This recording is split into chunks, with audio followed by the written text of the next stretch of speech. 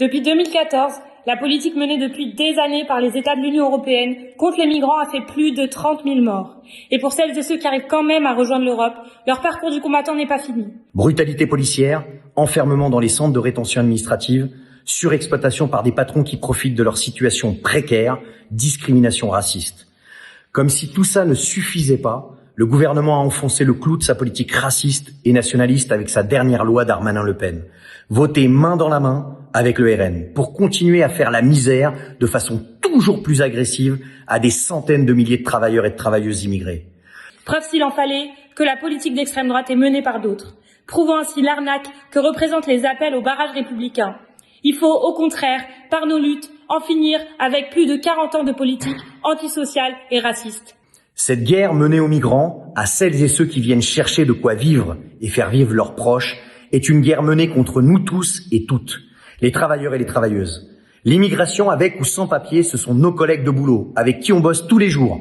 Les aides-soignantes, les livreurs, postiers, postières, les travailleurs des chantiers du métro, des JO, des agents de ménage, à la plonge des cantines et des restaurants, les ouvriers agricoles dont certains subissent des méthodes quasi-esclavagistes. Et aussi de jeunes mineurs à la recherche d'un avenir, expulsés des tentes sur les quais de Seine pour faire briller les Jeux Olympiques. À travers cette guerre contre les migrants, ils cherchent à semer la division entre nous, travailleurs et travailleuses.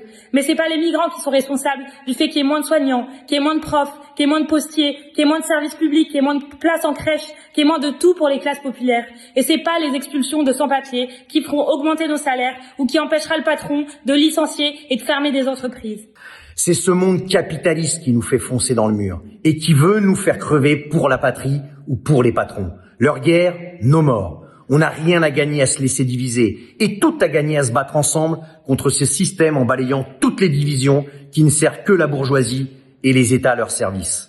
Exigeons la liberté de circulation et d'installation pour toutes et tous. Alors contre l'Europe des frontières, pour l'accueil des migrants et pour une Europe de la solidarité internationale de tous les travailleurs, de rendez-vous le 23 mars.